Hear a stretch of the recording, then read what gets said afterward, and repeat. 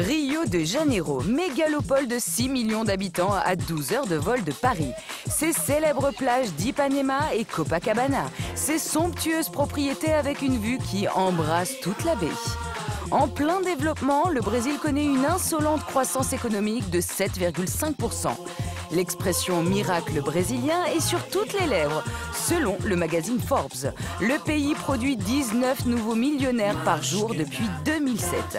Le niveau de vie progresse à toute allure et une classe de nouveaux nantis émerge, avec l'envie de consommer et surtout une soif de luxe. Pour fuir l'urbanisme galopant et la surpopulation de Rio, s'évader du tumulte et de l'effervescence, ces Brésiliens fortunés ont trouvé un refuge. Búzios, petit havre de paix pour privilégier à 2h30 de route de Rio. La station balnéaire la plus proche de la mégalopole. Une péninsule de 8 km de long, une vingtaine de plages paradisiaques qui ont échappé au front de mer bétonné et au gigantesque complexe touristique. Ici, on mise sur la douceur de vivre. Pas de yacht, pas de voiture de luxe, pas de bling-bling. Un village de pêcheurs authentique qui a gardé son charme populaire. Mais derrière cette apparente décontraction se cache le fief des plus grandes fortunes brésiliennes. Des propriétés somptueuses à l'abri des regards, que l'on aperçoit uniquement par avion. Ces demeures d'exception, c'est cet homme qui les a imaginées. Otávio a connu Búzios dans son enfance. Il y vit aujourd'hui à l'année. Cet architecte a dessiné plus de 1700 maisons sur la péninsule. Avec une idée phare, ne faire qu'un avec le panorama.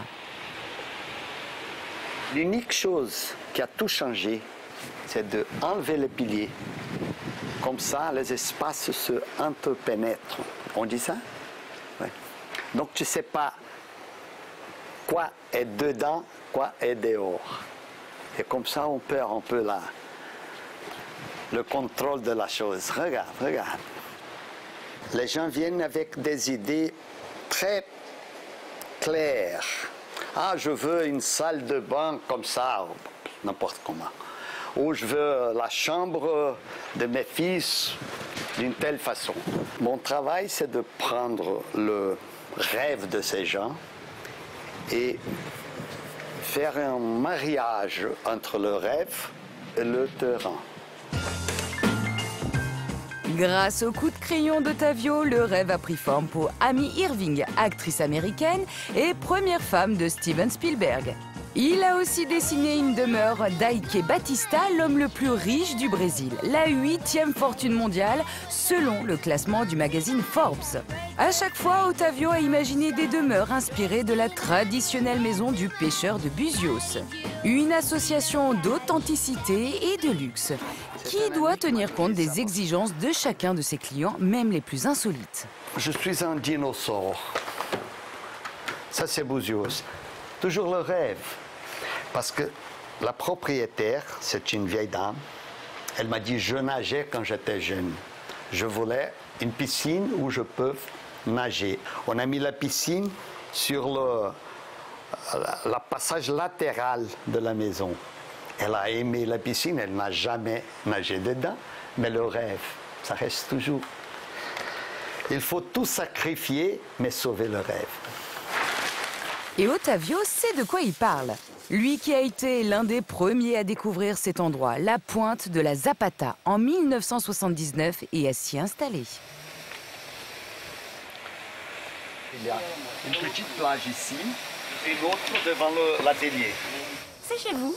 Oui, toujours chez moi. Regarde la couleur de l'eau. C'est ça le vrai luxe. Un emplacement unique et une propriété de 340 mètres carrés où Otávio a pu tester ses lubies d'architecte. Quand j'ai commencé à travailler, très souvent, des couples qui venaient pour me contracter demandaient de faire un petit jardin dans sa salle de bain. Et moi, j'ai fait une petite salle de bain dans un jardin. Tu vois, c'est complètement un jardin. Il y a des plantes partout. Aujourd'hui, le petit bijou architectural d'Ottavio n'a plus de prix. Ses voisins s'appellent Bill Gates ou Guy Laliberté, le richissime fondateur du Cirque du Soleil. Sur cet endroit d'exception qui surplombe la plage de la Tortue, ne reste qu'une petite propriété à vendre. 730 mètres carrés sur 12 hectares de terrain au prix de 4 millions d'euros. Alors tous les jours, Ottavio mesure sa chance. C'est incroyable. Je suis arrivé avant les autres. Je peux choisir. C'est ça. On dit que celui qui arrive plus tôt boit de l'eau plus claire. C'est ça. Son immense terrain de 9000 mètres carrés, Ottavio l'a payé à peine 40 000 euros à la fin des années 70. À l'époque, le jeune architecte était un pionnier et Buzios une terre à conquérir. On voit ici une photo aérienne de Buzios. Elle a été prise en 1970, peut-être 71, peut-être. Tu vois, il n'y a aucune route pavée. Ici, c'est la plage de Jériba. 1, 2, 3, 4 maisons seulement. Et maintenant? Et maintenant, toute la plage, je dis que c'est incroyable la vitesse de Buzios. On construit ici comme des fous. Eh ben, conséquence, aujourd'hui, il n'y a quasiment plus de terrain acheté et les prix ont flambé. Comme dans cette crique en forme de fer à cheval, le quartier le plus huppé de Buzios. Ici, plage de Ferradura. Il n'y a qu'un ou deux lots encore à vendre ici.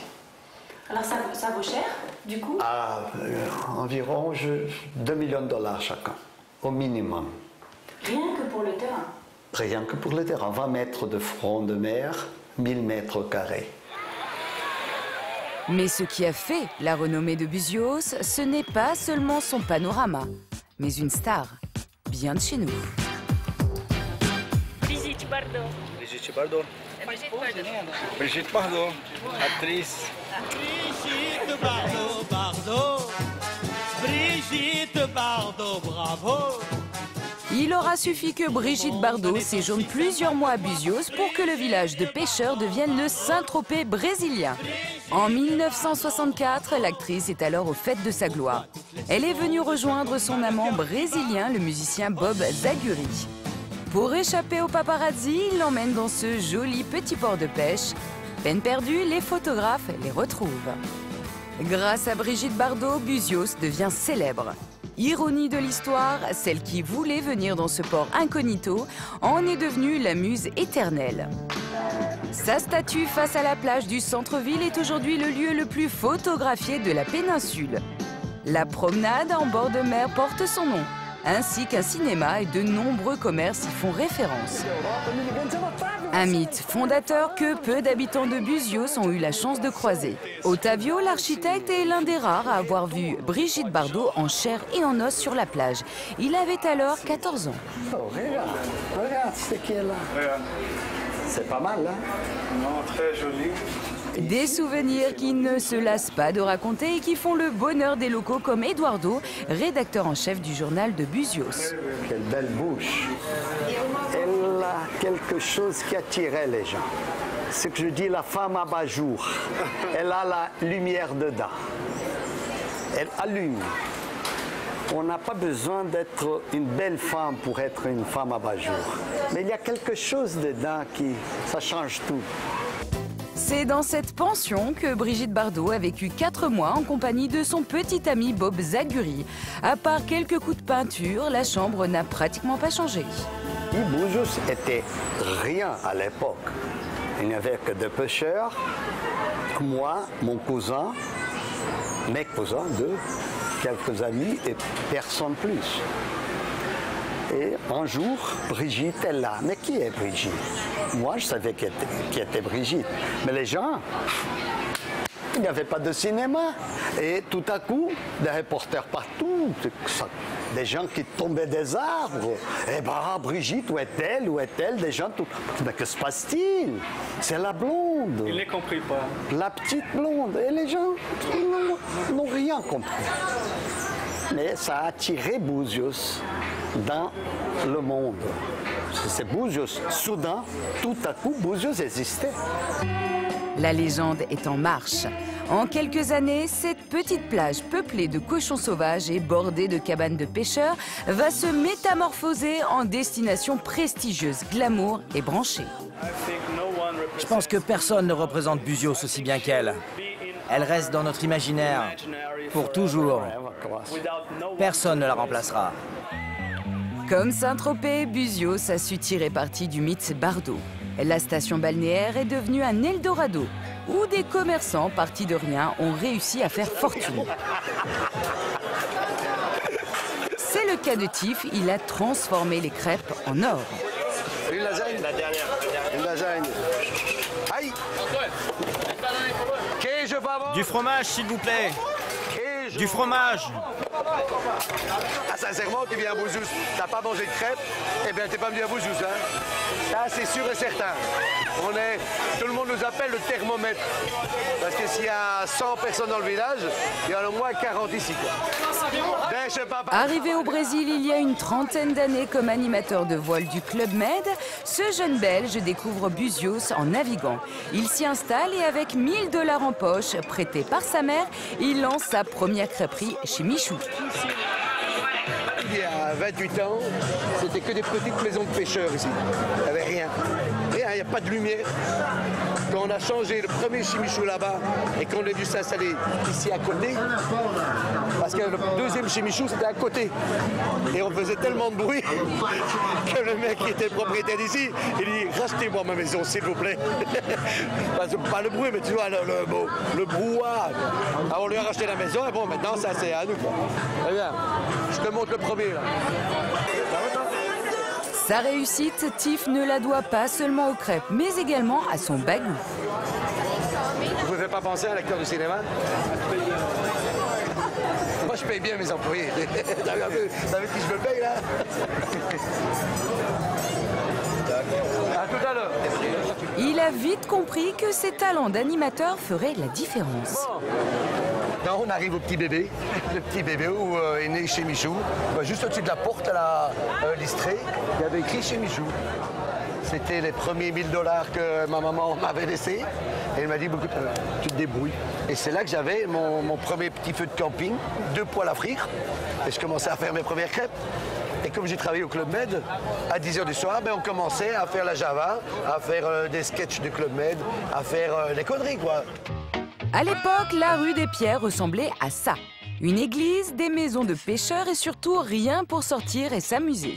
Et c'est là le coup de génie du jeune Belge. J'étais un des tout premiers à faire vidéoclub.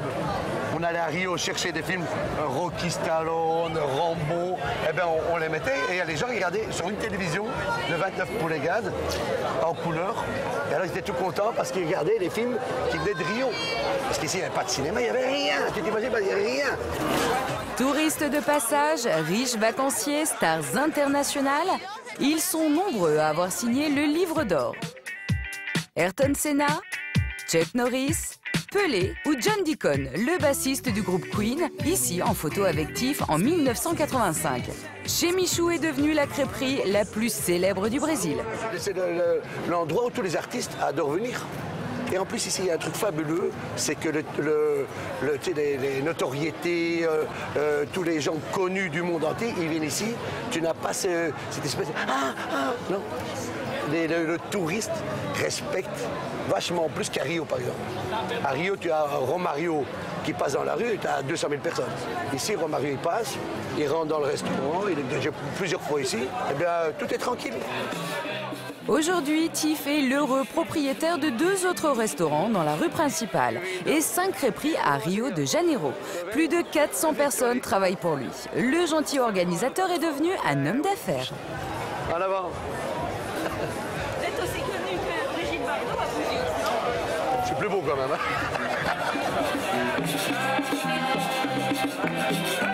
Si Tiff est devenu une célébrité locale, d'autres préfèrent travailler dans l'ombre. À Buzios, l'arrivée des stars a fait naître des vocations. Je suis en train d'arriver. Ouais, je dois aller faire des photos du chanteur Donovan. Marcelo a pris la relève des paparazzi qui traquaient Brigitte Bardot. Aujourd'hui, il ne vient pas faire des photos volées, mais un shooting officiel. Il a rendez-vous dans un palace de Buzios. Bonjour, ça va? Oui, je viens pour la séance de photos avec Donovan. Oui, il est déjà à la piscine. Il t'attend. Salut, ça va? Tiens, je te présente son manager, Felipe. La star qu'il doit photographier, c'est Donovan Frankenreiter, un Américain champion de surf et musicien très connu au Brésil. Il est venu à Buzios pour une série de concerts. Faites comme si j'étais pas là, y a pas de problème. Salut, ça va? Ouais, non, je vais faire 2-3 petites choses. Ouais, ok, pas de problème.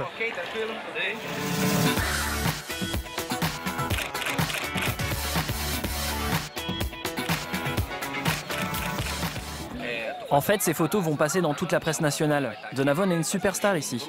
On va voir aussi s'il est la cote à l'international. Et si on arrive à vendre ces photos à des médias à l'étranger, on va se faire un max d'argent. Si la star a donné son consentement pour ces photos, Marcelo les prend à la façon d'un paparazzo. Des clichés sur le vif qui donnent l'impression d'avoir surpris le musicien et sa famille dans leur intimité de vacances. Voulez-vous coucher avec moi ce soir? Oui. Marcelo travaille depuis 10 ans à Buzios et il a immortalisé la venue de stars françaises à leur insu. Monica Bellucci, Vincent Cassel, le fils du président français Pierre Sarkozy. Mon rêve, ce serait de prendre en photo Gisèle Bündchen, qui est brésilienne, mais qui n'est encore jamais venue à Buzios. Le fait d'armes de Marcelo, c'est cette photo. La chanteuse Katy Perry lors d'une fête sur le bateau du milliardaire brésilien Ike Batista. La chanteuse pop américaine y danse le kuduro, littéralement le cul dur en portugais. C'est la photo qui lui a rapporté le plus d'argent à ce jour, 4 000 $, soit plus de 3 000 €. Pour décrocher ces clichés, Marcelo peut compter sur un réseau local d'informateurs. Généralement, j'ai des infos par les serveurs de plage, par exemple. Ici, à l'Insolito, c'est Pedro le barman. Et il me prévient quand il y a des célébrités. Dès qu'il y a un artiste, il m'appelle et moi je me dépêche d'arriver. En général, c'est sur la plage que je les prends en photo. Les stars en maillot de bain, c'est ce qui se vend le mieux. Et pour de bonnes photos, il faut de bons informateurs. L'hôtel dans lequel travaille Marcelo aujourd'hui est l'un des plus sélects de Buzios. Ce 5 étoiles bâti à flanc de colline fait face à la baie de Ferradura, l'un des quartiers les plus chers de la péninsule. 80 salariés pour un service ultra personnalisé, 3 piscines, plusieurs bars et restaurants et même un héliport privé. Pour seulement 21 chambres. Un palace où les musiciens comme Sting et Fatboy Slim sont venus passer leurs vacances. Et où l'homme le plus riche du Brésil, le milliardaire Ike Batista, a ses habitudes. Un film a même été tourné ici avec une star française. Vincent Cassel. Donc Vincent Cassel a été appelé par Heitor Dália, qui est un célèbre jeune cinéaste brésilien, à faire un film ici à Buzios. On a eu la chance de pouvoir le voir filmer ici. Et notamment dans ce salon, on a eu une scène qui est une scène très importante du film, qu'il s'agit de la scène de la rencontre entre la maîtresse de Vincent Cassel dans l'histoire et sa fille. Et toute cette scène s'est passée dans un espèce de jeu de miroir, avec ce miroir que vous voyez là. Mais aujourd'hui, c'est un autre événement qui mobilise Emmanuelle Méhus de Clermont-Tonnerre, la propriétaire des lieux. Ici, ce sera pour les clients qui ont pris une formule VIP. Et là, on va mettre quelqu'un pour accueillir les clients qui doivent payer. On doit faire un autre couloir au milieu? On doit réfléchir. Chaque année, elle organise le réveillon du Nouvel An le plus fastueux de la péninsule. Chaque année, c'est le même stress et le même enjeu, être à la hauteur de sa réputation. À J-2, toute l'équipe est sur le pied de guerre. Est-ce qu'il reste encore beaucoup de choses à finaliser? Mais des tas! Parce qu'ici, c'est un monde de détails. Mais tout sera parfait. Vous êtes bien? Absolument. Bon, on va continuer parce que là, j'ai encore beaucoup de choses à faire. Emmanuelle appartient à une famille de très ancienne noblesse française. Elle a épousé un homme d'affaires belge qui a fait fortune au Brésil. Il y a 4 ans, la jeune femme a créé cet hôtel en réaménageant une propriété privée qui appartenait à son mari. Un hôtel d'ordinaire réservé à ceux qui y séjournent. On est quand même un hôtel qui est très exclusif et une fois par an, on fait une très grande fête qui est ouverte au public et on reçoit beaucoup de gens de l'extérieur qui vivent, je dirais, l'espace d'une nuit, vivre cette expérience insolito qui, quelque part, est quand même une expérience qui est, je dirais, pour des gens très privilégiés. Pour la décoration florale, elle a fait appel à Olga. Et c'est une livraison tout à fait exceptionnelle que la chef fleuriste réceptionne ce matin. Ça va être un réveillon tropical. Donc on va travailler avec beaucoup de fleurs exotiques et aussi des racines de bois flotté. Ces fleurs tropicales ont parcouru plus de 1000 km par avion.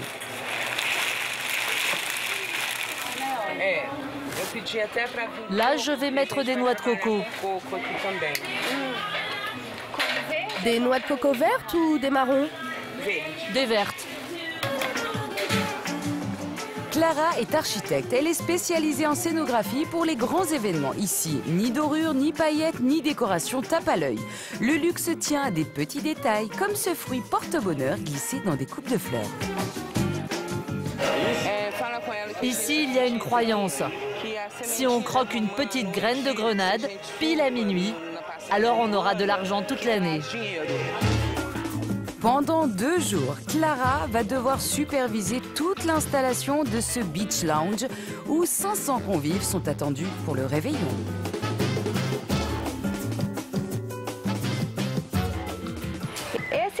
Celui que tu as dans la main, tu peux le baisser un peu? Oui, celui-là. Mets-le entre ces deux-là. Et le 5e, à la même hauteur que le plus bas. Ça va être joli, hein? Ici, c'est une grande pièce en bois. Normalement, c'est une sorte de baignoire. Et on va mettre des glaçons. Et ça sera un peu un point de bar avec les boissons et pour qu'on puisse se servir. Et ici, on est ici pour montrer tous ces looks et toutes ces bonnes choses qu'on a et pour commencer l'année avec toute cette sophistication et le glamour, le charme de Buzios aussi. Pendant ce temps, à l'étage du dessus, un groupe d'amis venus d'Afrique du Sud profite pleinement de la piscine, sans se douter du travail que les petites mains de l'hôtel effectuent en coulisses. Je prendrais bien un peu de champagne.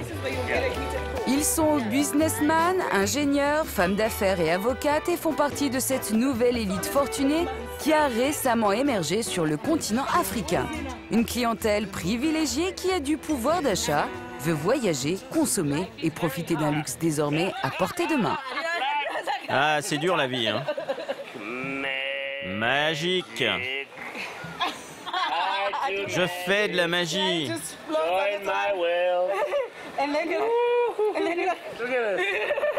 Ça, vous trouvez ça seulement à Buzios? Seulement à Buzios. C'est ici que ça se passe. Buzios offre un avantage majeur, ce sentiment d'entre-soi que les clients apprécient tout particulièrement. Profitez de la vie avec des gens qui vous ressemblent, certes, mais c'est aussi l'occasion de soigner son réseau professionnel. Si vous venez à Buzios, vous allez rencontrer des gens de votre classe. On peut aussi rencontrer des associés pour faire du business. C'est plutôt bien. Tu as rencontré quelqu'un hier? Oui, j'ai rencontré un gars. Oui, c'est ça. Un type d'une compagnie internationale. Ils ont commencé à parler boulot, à échanger des infos. On a échangé des infos. Il y a des ouvertures pour le business ici. J'ai aussi rencontré un Allemand qui travaille pour une grosse boîte de télécom. Il y a beaucoup d'opportunités ici. Et en même temps, on peut passer du bon temps et se faire des amis. Ici, quand la clientèle est satisfaite, elle le fait savoir. Maria, une employée de l'hôtel, est une habituée des pourboires. Son record, 8000 réals, soit presque 3500 € laissés par un client également venu du continent africain. Plus de 13 fois le SMIC brésilien, fixé à 260 € mensuels. Ces riches Sud-Africains planifient déjà leur prochain voyage. Pourtant, il y a un petit problème. Il faut savoir une chose. Ici, les gens sont glamour. Alors, si tu veux vraiment briser ton mariage, viens à Búzios avec ton partenaire. Il y a tellement de jolies femmes au Brésil. Et des hommes aussi. Les femmes sont sublimes ici. Et vous êtes sûr de vouloir revenir tous ensemble? Peut-être pas. Moi, si je reviens, c'est avec lui. Pour satisfaire les exigences de cette clientèle qui dépense sans compter, les établissements de Búzios rivalisent d'imagination. Sur la plage, un restaurant s'est spécialisé dans le haut de gamme. En 2 ans d'existence, le Roca Lounge est devenu le repère de la jeunesse dorée brésilienne. Ici, on écoule entre 80 et 90 bouteilles de champagne par jour. Santiago, l'un des 2 patrons, est toujours à la recherche du produit qui va faire la différence. Bonjour, comment vas-tu? Ça va? Tu vas bien? Très bien, toi? Bien, merci. Et alors? Comment vont les affaires? Bien? Pas mal. Ça va bien. Impeccable. Et toi? Bien, bien. Tu viens manger ou parler des caviars? Les deux. Aujourd'hui, il rencontre Frédéric, un jeune Français qui cherche à lancer la mode du caviar à Búzios. Jusqu'à aujourd'hui, ce produit de grand luxe était introuvable sur la péninsule. On s'est rencontrés, on a discuté, on a fait un test. Je lui ai donné une verrine de caviar. Il a fait un test sur des noix de Saint-Jacques. Et il a vendu 20 grammes de caviar en 1h30. Du coup, on est revenu, on a rediscuté. Et on est en train de voir comment on peut faire pour l'offrir différemment. En ce moment, on appelle ça un combo. C'est un champagne avec caviar dans un seau. Et on est en train de voir aussi pour le faire sur des langoustines. Pour l'heure, les carpaccio de Saint-Jacques au caviar accompagnés de champagne partent comme des petits pains, pour la modique somme de 260 € par personne. Le caviar, c'est une nouveauté. Nous n'avons pas ici. Et nous avons maintenant beaucoup de personnes qui viennent de São Paulo directement à Búzios, dans un private jet ou dans un hélicoptère. Et c'est la mode. Et nous sommes On veut satisfaire la demande du marché. Les prix, c'est entre 15 000 réals et 28 000 réals le kilo. 15 000 réals, c'est environ 7 000 € jusqu'à 12 000 €. Et alors, des prix exorbitants, mais avec 19 nouveaux millionnaires chaque jour au Brésil, le beluga a de beaux jours devant lui. Ouais, le Brésil, je pense que ça va être un marché très fort. Pour la marque, on a un prévisionnel de 1. On pense faire 1 tonne d'ici à 3 ans et 5 tonnes d'ici à 5 ans. Les 2 jeunes chefs d'entreprise envisagent déjà une opération spéciale pour la Saint-Valentin.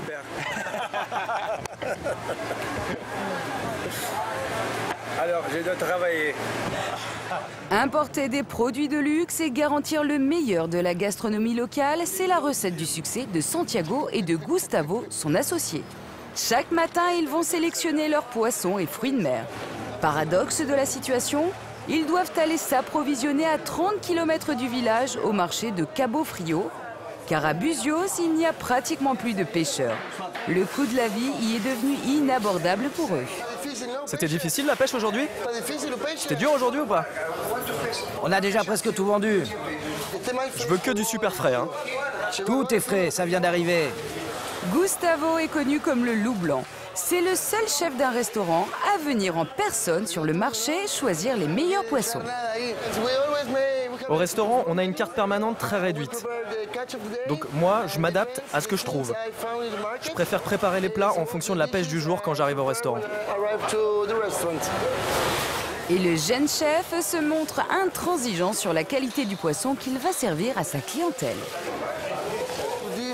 Vous voyez ce poisson-là? Bah, il n'est pas frais. Il a été pêché depuis au moins 5 ou 10 jours. On le voit à ses yeux. Aujourd'hui, c'est pas un bon jour pour la pêche. Je pense que c'est à cause du temps. Et surtout avec les fêtes de fin d'année. Les pêcheurs passent leur temps à boire des coups et prendre du bon temps. Allô, Clovis? Gustavo contacte un autre pêcheur. Tu as encore des calamars? Et des poulpes, tu en as? Ok, ça va. J'arrive dans 30 minutes. C'est bon, t'as tout trouvé? Non, pas tout. Il faut qu'on passe à une autre poissonnerie. Les deux associés misent tout sur la fraîcheur. Parfait. Dans leur restaurant, il n'y a pas de stock, alors pas question de rentrer les mains vides. Ce poulpe, il se pêche en eau froide. C'est la meilleure qualité qu'on puisse trouver dans toute la région. Et ça, c'est du saumon blanc. Très très frais. On le voit à ses yeux. Il a été pêché aujourd'hui.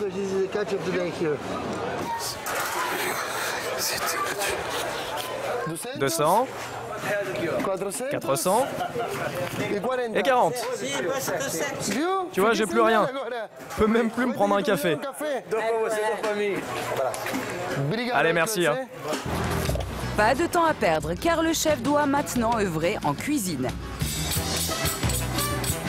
Il s'attaque au saumon sauvage, à la chair bien plus tendre que le saumon d'élevage. Il est aussi 2 fois plus cher. T'as vu, il est énorme. Et il fait combien de kilos? 16 kilos. Ah, tu fais le boulot pour une fois parce qu'il y a une caméra. Allez, donne ça à quelqu'un qui sait le faire.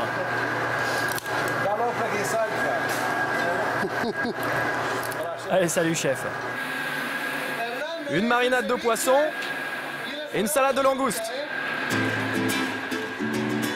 Le chef n'a pourtant rien d'un amateur. Avant de travailler avec Santiago, Gustavo a fait ses classes en Europe, notamment à Ibiza, une destination très prisée de la jet set. Il y a appris à répondre aux attentes de cette clientèle haut de gamme. Ici, on prépare les pâtes fraîches chaque jour. Aujourd'hui, ce sont des papardelles. Ce sera servi avec des coquilles Saint-Jacques et des champignons qu'on a nous-mêmes ramenés de Patagonie. Et enfin, des asperges. Sashimi de thon frais sur un carpaccio d'ananas, filet mignon et sa purée de patates douces et 1000 feuilles de saumon et langoustine, sauce tapenade. Une cuisine internationale que la clientèle peut commander à toute heure dans la journée. C'est pour la 13. Mais à la nuit tombée, ce lieu incontournable de Buzios ferme ses portes.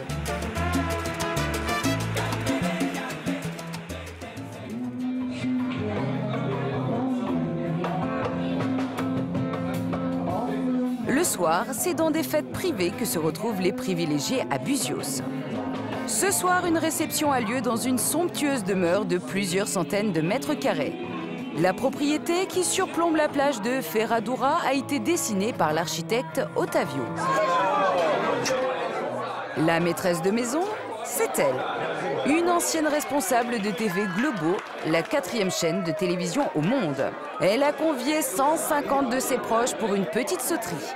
Ils sont avocats, anciens gouverneurs d'un État brésilien de la taille de la Grande-Bretagne, financiers, président du comité olympique, et presque tous possèdent une propriété à Buzios. C'est le roi de Buzios. Le roi de Buzios n'est autre que le mari d'Emmanuel de Clermont-Tonnerre, la propriétaire de l'Insolito, l'hôtel de luxe de Buzios. Un homme d'affaires belge qui a fait fortune dans les biocarburants. Ce soir, il n'y a que des invités de marque, comme le prince Alberto Orléans de Bragance, descendant de la famille royale du Brésil. C'est très agréable de venir ici. On a le soleil tout le temps, on a un temps très beau. Et la ville de Bouzios est charmante. On a plusieurs endroits à aller, très bons restaurants. Donc on met ensemble les plages, les climats et un endroit très sympathique. Tous ces invités ont une ambition commune pour Buzios. En contrôler son essor pour que la presqu'île reste un paradis. Ils ont même monté une association pour défendre leurs intérêts. Alors, on est 55 et lui, il est le président. Et moi, je suis le vice-président. Nous voulons tous le plus de parcs possible, le moins de construction possible et le plus de vélos et le moins de voitures. Le projet de Philippe et les propriétaires du quartier Ferradura, le voici. La première partie porte sur le réaménagement de la plage qui se trouve juste au pied de l'hôtel Insolito. L'association de riverains aidée par Chico, un architecte qui travaille pour la mairie, œuvre pour un environnement plus écologique et haut de gamme. Pour cela, il faut supprimer ces paillotes installées illégalement. Il y a un ordre de démolition du ministère public, c'est-à-dire du gouvernement fédéral. Maintenant, ce que nous essayons de faire, c'est de pouvoir restructurer et réorganiser ça plutôt que de laisser de démolir et de ne rien faire. Bientôt, les paillotes devraient faire place à 5 ou 6 restaurants de plage raffinés qui, eux, visent une autre clientèle. On a un projet avec une structure de produits écologiquement parfaits, de préférence du bois de récupération, et on va essayer d'amener un tourisme aussi plus qualitatif. En théorie, tout le monde pourra continuer à fréquenter cet endroit, car au Brésil, la loi interdit les plages privées. Mais dans les faits, les prix pratiqués par ces restaurants et ces bars de plage haut de gamme vont sans doute dissuader les locaux et les modestes touristes d'y venir. La suite du projet concerne une lagune, vouée à devenir une grande zone protégée sans aucune habitation. Il faut dire que Buzios doit faire face à un sacré défi. La ville est victime de son succès. Le tourisme, c'est très important économiquement. Mais si on fait n'importe quoi, ça peut s'avérer une activité prédatrice. Comment voulez-vous que les infrastructures d'une ville de 30 000 habitants fonctionnent quand il y a 300 000 personnes qui débarquent? Les poubelles débordent, la circulation devient ingérable. Il n'y a pas assez de policiers. Voilà le problème d'une ville comme Buzios.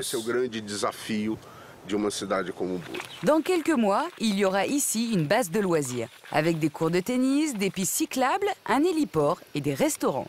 Coût du chantier, 1,5 million de réals, soit 660 000 €. Un projet financé à la fois par la ville et l'association de propriétaires privés dont s'occupe Philippe. Un projet qui suscite de nombreuses critiques. Ses détracteurs dénoncent la création d'un ghetto pour riches. Il n'y a pas le développement des riches au détriment des pauvres. Il y a le développement justement des pauvres pour devenir moins pauvres et pour pouvoir avoir de la main-d'œuvre. Parce que les riches, ils viennent utiliser, dépenser leur argent ici. Donc tout ça, ça peut être structuré d'une façon très harmonieuse. Tout le monde y gagne, c'est ça? Ah, ça, c'est sûr. C'est ce qu'on appelle en anglais un win-win. La métamorphose de Buzios a commencé. Va-t-elle mettre fin au charme de la presqu'île, où riches et classes populaires cohabitent? Buzios risque-t-elle de devenir une ville sanctuaire à l'ambiance aseptisée? Philippe, lui, a déjà repéré une destination de rêve qui pourrait devenir une sérieuse concurrente.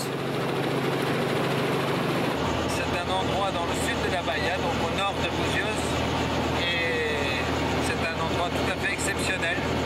On peut dire que c'était le Buzios du passé, et ça peut être le Buzios du futur, mais peut-être écologiquement plus parfait, avec des plages extraordinaires, vous allez voir. Trancoso, un petit village isolé à 3 heures d'hélicoptère. Des kilomètres de plages de sable fin presque vierges de toute construction. Un climat idyllique et des routes peu praticables qui ont empêché le tourisme de masse de se développer. Vincent Cassel, Ronaldo et Gilberto Gil y ont déjà fait l'acquisition d'une propriété. Bienvenue au Rio Verde. Merci à vous. Je voudrais te montrer ce que je veux faire ici. Philippe a acheté un terrain de 30 hectares avec 800 mètres en bord de plage pour un ambitieux projet immobilier. Il envisage de travailler avec Ricardo, un architecte de la région. Le terrain elle commence là et elle se termine pratiquement où sont les coquières là-bas. Des noix de coco, si on peut dire. Sur cette parcelle qu'il a payé 3,5 millions de réals, soit plus d'1,5 million d'euros, il veut installer un hôtel et 15 villas de luxe. Et ce n'est pas la mairie qui va contrarier ses projets résolument tournés vers une clientèle d'ultra privilégiés. Ici à la plage, on peut occuper 5% du terrain. 95% c'est pour la nature. Ça donne situation que c'est pas pour tout le monde. On a envie de payer pour un grand terrain et rien faire. Hein. Je crois qu'on veut donner une exclusivité dans cet endroit et garder l'exclusivité de cet endroit. Une destination brésilienne, prime, et je dirais qui pourrait être une des 3 meilleures destinations d'Amérique latine.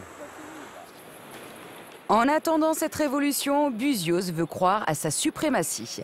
Dans quelques heures, la station balnéaire célébrera le Nouvel An, l'événement le plus attendu de l'année des Brésiliens après le carnaval. La pluie a retardé les préparatifs de la fête qui doit se tenir dans l'hôtel le plus chic de la presqu'île. À quelques heures de l'arrivée des 500 invités, le personnel semble stressé. Allô Daniel, tu m'entends? Tu m'entends? Michael, le chef cuisinier, a visiblement un problème. Bon, j'ai parlé avec le gars chargé d'ouvrir les huîtres.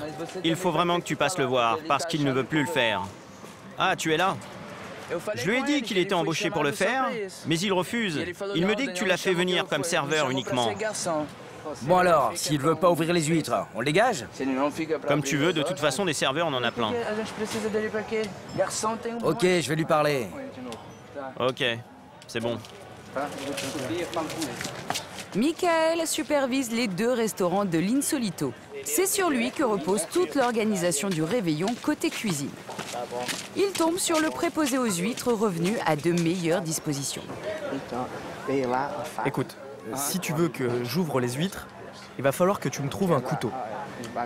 Quel genre de couteau? Un petit couteau, un petit. Ok. Voilà, c'est ça. Tu n'aurais pas un petit couteau pour les huîtres? Un petit couteau. Non, mais c'est pas celui-là que je veux. C'est bon comme ça? Non, tu sais bien, celui-là, il casse toutes les huîtres. Bon, attends, Daniel va t'en chercher un autre. Daniel, tu m'entends? Tu m'entends? Loin de partager la fébrilité du personnel, la clientèle de l'hôtel profite des dernières lueurs du jour.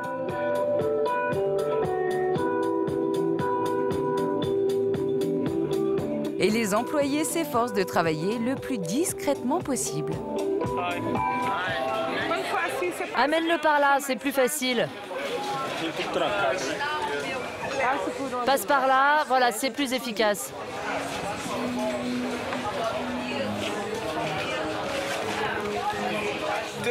Tout va bien. Là, c'est l'heure de rester concentré. Avec ce genre d'événement, est-ce qu'on a le droit à l'erreur ou pas? Absolument pas. Absolument pas.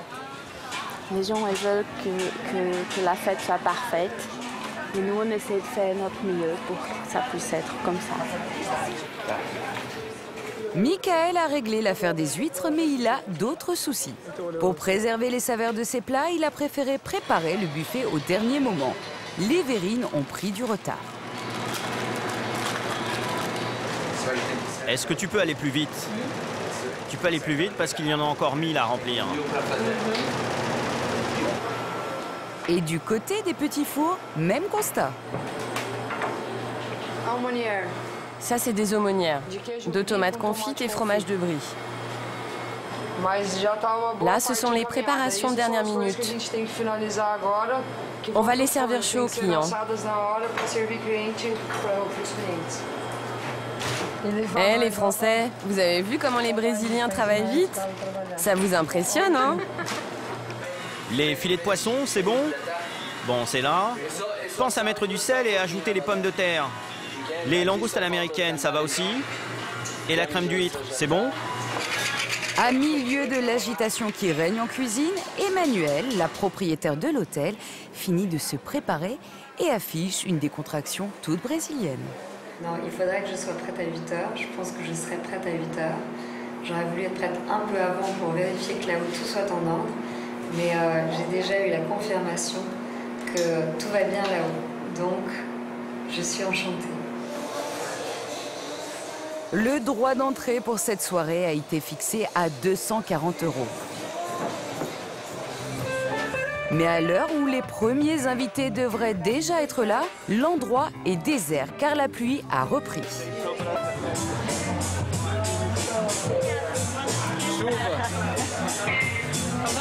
Il est maintenant 23 h et on peut presque compter les convives sur les doigts de la main. C'est la pluie qui fait fuir les gens? Écoutez, je ne peux pas vous dire ce qui se passe avec le temps. Je ne crois pas que je sois habilité à vous répondre. Vraiment, je suis désolé. Le personnel a l'air quelque peu inquiet, mais au Brésil, relativiser est une seconde nature. La pluie au Brésil, ça empêche pas de faire la fête? Ah non, pas du tout. Ah non, c'est juste pour nettoyer les mauvaises ondes de 2011 pour une nouvelle année 2012 qui soit extraordinaire. Ça fait partie de la tradition. Il est bientôt minuit, les clients arrivent. Comme le veut la tradition, ils sont tous de blanc vêtus, en hommage à Yemanja, une divinité africaine vénérée au Brésil.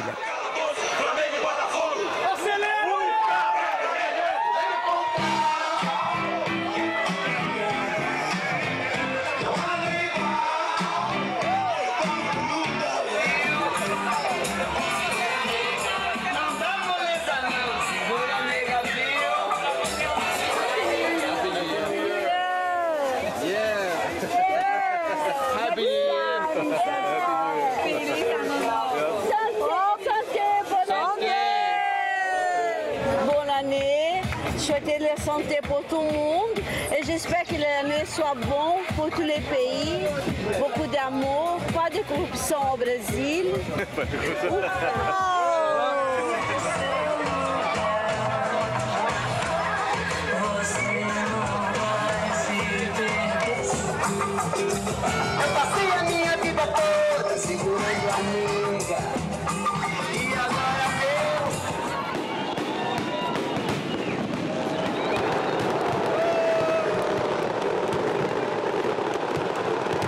Une nouvelle année commence à Búzios.